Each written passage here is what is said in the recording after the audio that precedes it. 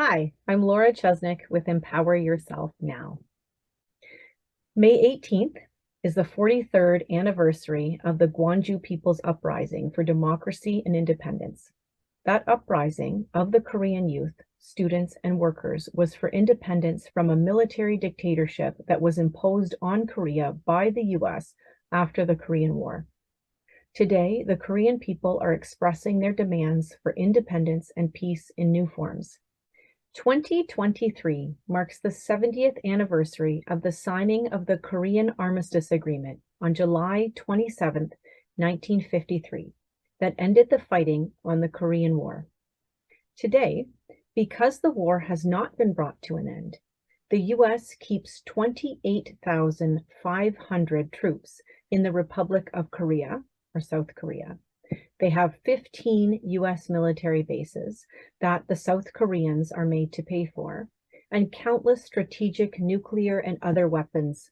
As well, it carries out joint military exercises all around Korea in which Canada participates. In 2020, anti-war and civil society organizations in the Republic of Korea launched the Korea Peace Appeal. The goal is to collect signatures over a 3-year period, from the 70th anniversary of the US's launch of the Korean War on June 25, 1950, to the 70th anniversary of the day the Armistice Agreement was signed. This is an international campaign that seeks to amplify voices calling for an end to the Korean War and a transition from armistice to peace beyond the Korean Peninsula throughout the world. Close to 400 Korean organizations from South Korea and more than 75 organizations from East Asia and around the world have endorsed the Korea Peace Appeal.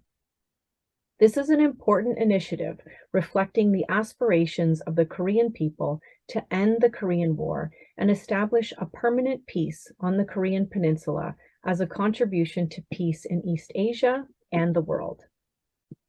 Today, we are speaking with Sooyoung Hwang of the Korean Peace Appeal, a campaign to involve the world's people in demanding an end to the Korean War in which Canada participated under a UN flag. Sooyoung Hwang is a manager of the Center for Peace and Disarmament and the Center for International Solidarity, People's Solidarity for Participatory Democracy, or PSPD, and has worked on peace, disarmament, international conflict, Asian human rights issues since 2012. PSPD is a watchdog NGO based in Seoul, Korea, that has been working on promoting people's participation in government decision-making processes and socioeconomic reforms. Sooyoung is focused on monitoring government policies on national defense and diplomacy, advocating for peace, disarmament, and a nuclear-free Korean Peninsula and Northeast Asia as part of PSPD, which is also a member of the Global Partnership for the Prevention of Armed Conflict in Northeast Asia. Sooyoung has participated in campaigns to stop the construction of the Jeju Naval Base, against Terminal High Altitude Area Defense, or THAAD, deployment of United States Forces Korea, against the arms trade, on global days of action on military spending, and the fact-finding movement for the Seawall Ferry tragedy. Since 2022, she has been a board member of the International Peace Bureau. Sooyoung is also the Secretary General of the Korea Peace Appeal campaign. Thank you, Sooyoung, for joining us on this occasion to discuss the aspirations today in the context of the Korean Peace Appeal. Thank you for inviting me. I'm happy to be here today. Can you explain what is the existing armistice in the Korean Peninsula and how it came to be? Yeah, as you know, and as you mentioned, the Korean War is not ended yet. And an armistice agreement was signed in 7 years ago in 1953, July 27. And at the time, the parties agreed that like this, in order to ensure the peaceful settlement of the Korean question, the military commanders of both sides hereby recommended to the government of the countries concerned on both sides that within 3 months after the armistice agreement is signed and become effective, a political conference of a higher level of both sides be held by representative appointed respectively to settle through negotiation the question of the withdrawal of all foreign forces from Korea and the peaceful settlement of the Korean question. That is the one of the agreement text at that time. But for next 70 years, the political conference have been unsuccessful. And there was many not many, but there was a series of summits, inter-Korean summits, and 2018 and USDPRK has the first summits in 2018, but the armistice has not been replaced by a peace agreement yet. So, and 70 years have passed, and it is a state where war can break out again at any time. So it is a very unstable system in the Korean Peninsula as for now. So why would ending the armistice then and transitioning to peace be an important matter? You kind of explain that even in the armistice, it talks about that, about getting foreign troops out of the Korean Peninsula and transitioning to peace, and yet 70 years later, we're still not there. So Yeah. why would this be important? Yeah, so since the war has not officially ended, so a vicious cycle in which trust easily turned into distrust and leading to rising tensions have repeated over and over for the 70 years. As all of you can see in the media. So every day military exercises, every day North Korea launched the missile test like this. And the South Korean society is very militarized society, and every young man has to go to the army and 18 months during 18 months. Yeah, that is our reality. And some people ask to me, what war? What kind of war in Korea? Like this, because it is many people didn't know about the Korean War, 70 years war. But we felt this armistice system is very unstable, and some kind of armed conflict have occurred during 70 years. So, and military tensions on the Korean Peninsula raised the risk of war in Northeast Asia and raised the military tensions in Northeast Asia and even around the world, and triggering the nuclear arms race. I think so. So we think 70 years is enough. So we want peace, and we imagine the future, where the people of the Korean Peninsula and East Asia and the world and cooperate and coexist peacefully. So for this, we think Korean War must end, and we hope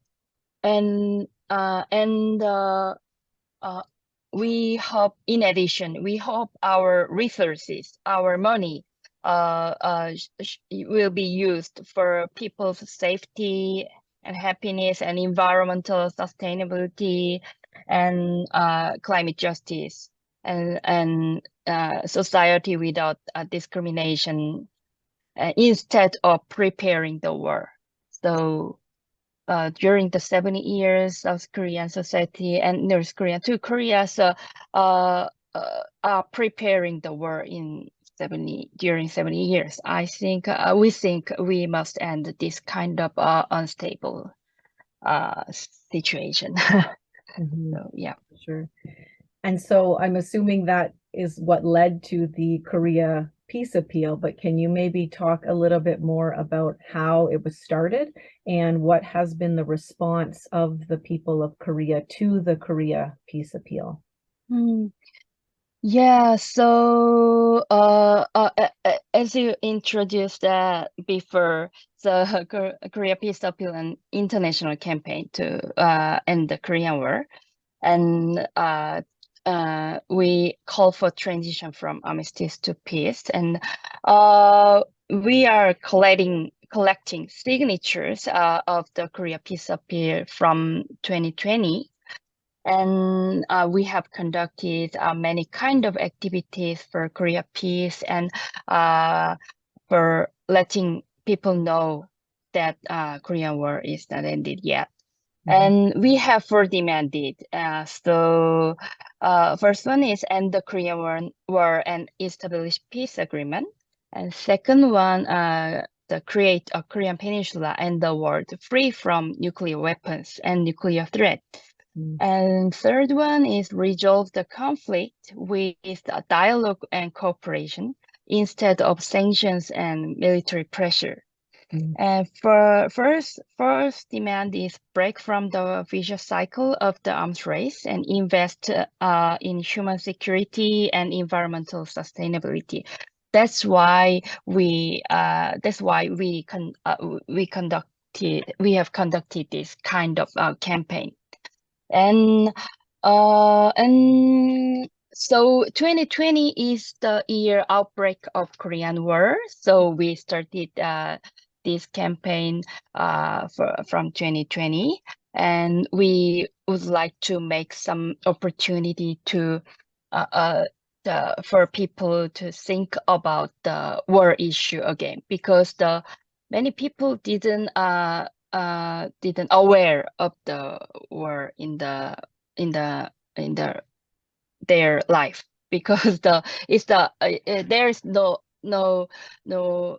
not many armed conflict for now. So it seems like normal life. So many people cannot aware of this unstable state, but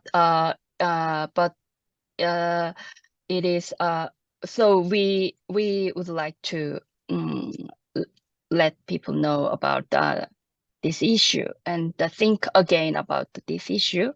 And as for now, more than 700 South Korean civil society organizations and 7 major religious orders like the Catholic and the Buddhism and like that, and many 7 major religious orders and more than 70 international partner organizations, international peace groups are participating in the Korea Peace Appeal campaign. And Korea Peace Appeal is one of the largest peace network in South Korea. And so far, 150,000 people have joined the signing. And yeah, many people who want peace are supporting our campaign, but sometimes it is not easy because it is a 7 years problem, and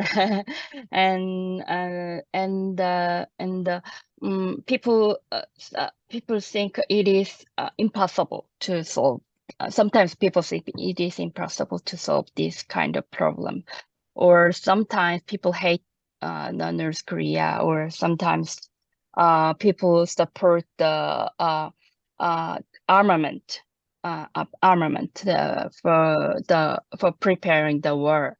So it is not easy task, and because South Korea is very highly militarized society, so the peace movement it is not easy for here. But I'm sure I'm convinced the people want peace.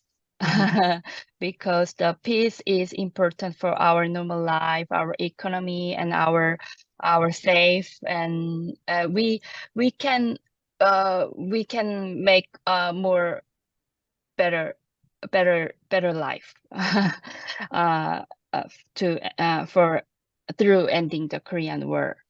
So yeah, and yeah, that is I think some people support it, but some people hate it. But I convinced basically people want peace for their life and our earth. So yeah.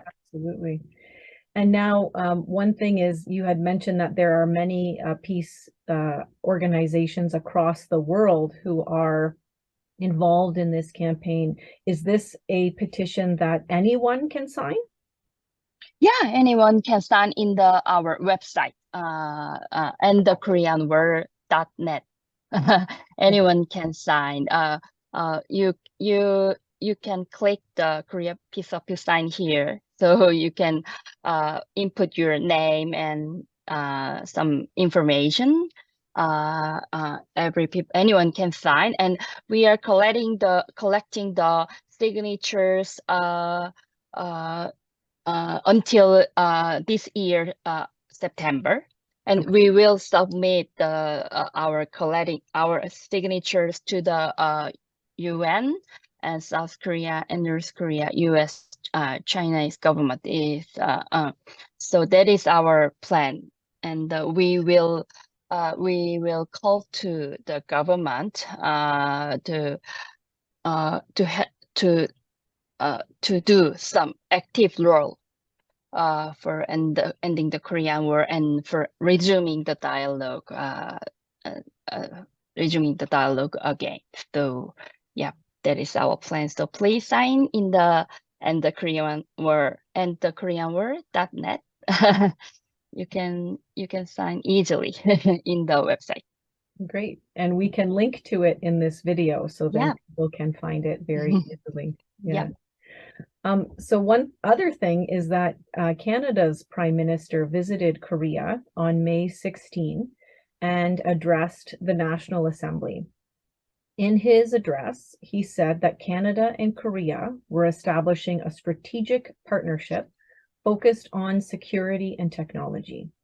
He said that as part of this, Canada would augment its warships that are patrolling the waters around the Korean Peninsula, enforcing sanctions against the DPRK, or the Democratic People's Republic of Korea. And you kind of mentioned already all the money and the resources and the environment that are sacrificed in order to do this. What is your opinion about the role that countries like Canada, who are sending warships to Korea to patrol it, and how do you think this affects the situation in Korea? Actually, we don't need more warships. We don't need more arms. We don't need more armament, actually. Mhm. And in South Korea, we know that Canada is peace-loving country like this. So I hope the South Korea and Canada government work for the peace, not preparing the war. So that is my hope. And what we need now, we have many kind of warships, many fighters, many enough. We have enough. So what we need is to stop all military actions, military exercises, military threat, and resume dialogue for now. So and the South Korea is spending huge amount of money on arms and military spending, citing military threats from North Korea. And South Korea spends more than 1.5 times the DPRK's total GDP on military spending alone. Is very huge amount. Mhm. And there was a huge conflict over the I don't know all of you know about this, but there was a huge conflict over the deployment of the missile defense system like SART, USFK SART deployment, and so and the military cooperation between South Korea and US Japanese also being promoted in nowadays. So South Korea and US have preemptive attack strategies against the North Korea, and frequently practice war exercise including nuclear attacks. So we don't need no more war exercises, no more warships, and so is I would like to emphasize that it has already been proven that the peace through military power does not bring peace, but only create a vicious cycle of war risk and nuclear arms race. So, and the international policy to make the DPRK give up its nuclear weapons through sanctions and pressure, we think it has failed for the past 2 decades. Already. So as a result, we all witnesses that the DPRK's nuclear capability has grown over time. And I think it is not effective way. So we need more fundamental solution. So and I would like to share that the DPRK's nuclear and ICBM tests were suspended at risk while talks and negotiations were underway. So also I hope the international community, including Canada, cannot I think cannot the international community and including Canada cannot solve problems simply by demonizing the DPRK and imposing more sanctions, enforcing more sanctions and military pressure. I think it is not the fundamental solution. So I hope the South Korean and Canada government cooperate for peace, not war. Thank you. It's great that you are taking up this work for peace, not only on the Korean Peninsula, but it will contribute to peace in the entire world. And so thank you very much for joining me. Yeah, thank you for inviting me. I'm very happy time with this interview, and I'm happy we can meet the Canadian people through this video. So it's very precious opportunity to us. Thank you.